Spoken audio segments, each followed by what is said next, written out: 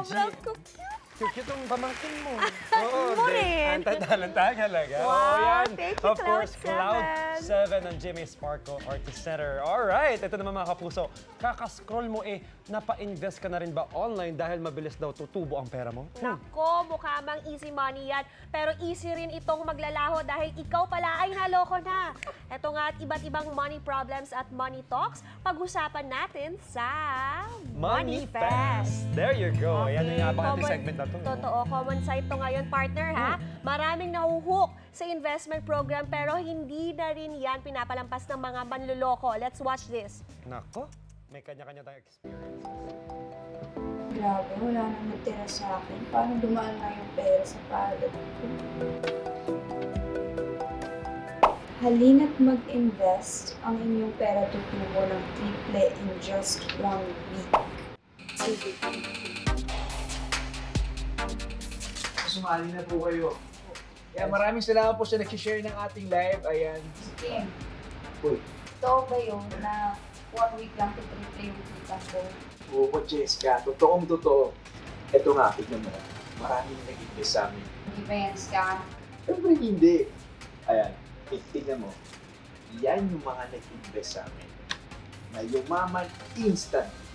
Grabe, di ba? Instant? Uy, parang too good to be true to ha. Kung ako sa'yo, sumali ka na lang. Malalaman mo. Sige. Hindi ka. Pakikilala kita. Uy ka. Hello po. Ayan. Ayan, so may bago na agad tayong member. May bago akong recruit.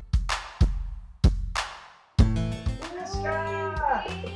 Hello! Hello! Kamusta? Ito na. Pinangako namin sa'yo na una mong payout. Malaking tulong to eh. Pero ano mo, Jessica? Kung gusto mong mas malaki ang kikitain, kailangan mag-i-invest ka din ng mas malaki. Isipin mo kung mag-i-invest ka ng 50,000 pesos, in just 1 week, kikita ka ng 150,000. Ang laki naman yata ng 50,000. Babalik din yan. Maniwala ka. Sige. Salamat, salamat. Isipin mo, Cheska, in just 1 week, titriple yung kita mo dito. Tiwala.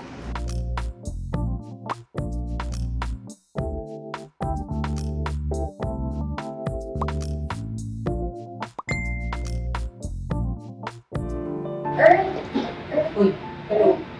Nakita mo ba si Kim? Si Kim, parang di ko siya nakita maghapon.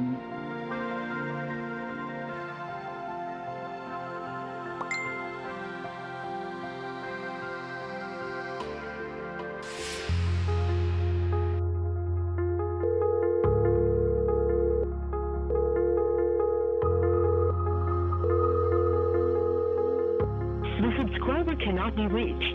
Please try again later. Umabot na ng 1 linggo pero wala pa rin. Hindi kaya na-scam na ako? 50,000 pesos ko. Na-scam ako. Kim, asan ka na? Paano na yung future ko? Na-scam ako!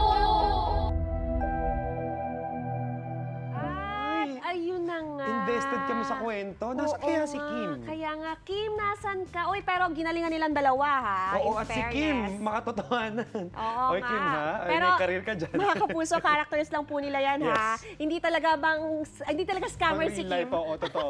Eto na nga, para makaiwas sa mga ganitong klase ng scam at mamamanifest natin ang pag-i-invest ng tama, kasama natin ang financial expert na si Tyrone Charles Solly. Good morning, Sir Good Tyrone. morning po. Good Welcome to morning. Unang Hirit. There you go. Sir Tyrone, bakit ba maraming napapaniwala ng mga money-making scam na to? Oo, kasi karamihan sa tao gusto nila yung quick money, no? Yung mabilis ang pera. So that's why kapag nag-offer sa kanila ng mga malalaking returns ng investment, naiengganyo agad sila para pasukin to. Tsaka Oo. short term lang meron agad balik, di ba? Correct. Kahit ako naman di ba? May engganyo ako mag-invest. Yes, naaakit ang marami kasi yung investment, dodoble raw ang pera.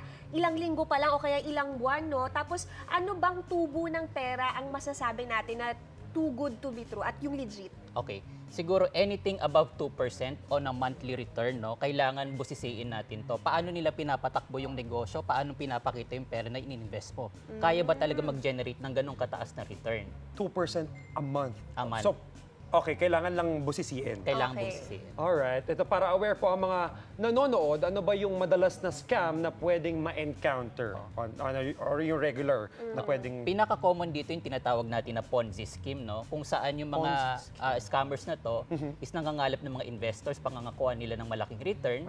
Tapos sa umpisa, para magpatuloy ng investment ito is magbibigay Papasuhurin. sila Oo, ng ibabalik. return, ibabalik. Oo. Pero pagdating una lang. Sa una lang, Una, no? mga isa o dalawa po, no? Oo, pero pagdating sa mga susunod na, wala Wala ng na. return. Maglalaho na lang na parang Opo. bulay mga Especially tao. minsan, di ba, sir, may parang, kunyari, pag, uy, totoo nga, nabalik yung pera mo, yung susunod mo, lalakihan mo ng Oo. investment, doon na sila mawawala. Ayun, Tama mukhang po, speaking no? from experience ang ating partner, Totoo no? yan, Oo, totoo. Ponzi scheme, iwasan natin mga kapuso yan. Tips naman po, Sir Tyrone, halimbawa, may naipon kang kaunti, gusto mong palaguin. Paano mo po ito gagawin na nang hindi na isa-scam? Okay. Una, kailangan mong malaman kung ano yung background ng mga taong nagpapatakbo Okay. ng negosyo. Pangalawa, kung registered ba sila sa SEC or DTI. Tapos pangatlo, paano nila pinapaikot yung pera na yon, no? And lastly, kailangan bisitahin mo rin yung office nila kung Yung nag-i-exist site, ba no? talaga. Baka Tama. mamaya sa internet lang yan. Pag binisita mo, hindi pala totoong doon pala yung address Correct. nila. Yan, daming fake news sa internet at Oo. saka lapitin talaga tayo ng disinformation na yan yan, fake At news, Sir Tyrone. dapat talaga wag basta-basta magtitiwala, no? It's money that we're talking about. Yes, other tips pa po para sa mga gustong makaipon naman. Okay. Sa una, kailangan mag-save ka muna ng 6 months, no, of your average monthly expenses para sa Okay. iyong emergency Right. funds. No, I ito learned yung that too, gagamitin mo sa mga in times of emergencies tulad ng pag nagkasakit ka or nag-loss ka ng job, di ba? Okay. Nawalan ka ng trabaho. Tapos, after mo makaipon ng emergency funds, then pwede ka na mag-invest, no? Yun nga, yung katulad ng sinabi ko, kailangan busisiin mo yung company na pag-i-investan mo, paano nila pinapatakbo yung pera. Okay, ayun. So 6 months of worth of your monthly income, kumbaga, bago ka gumastos. Kahit gumagastos ka, dapat may nakatabi dyang 6 months worth of your Tama. money. At kung Alright. mag-invest man, affordable loss lang dapat. Right, tama ka Tama dyan. Thank you, yun. Shaira. Thank you, Thank Sir you. Tyrone, Thank you po, Sir Tyrone. sa pagbabahagi ng kaalaman tungkol sa pag-invest. O mga kapuso, take note sa ibinigay naming tips para hindi na tayo mahikayat ng mga manloloko. Tama. Anything money-related, pag-uusapan natin yan dito sa Money Fest. Alright, Thank you ang dami natin po. natutunan kay Sir Thank Tyrone. you. Maraming salamat.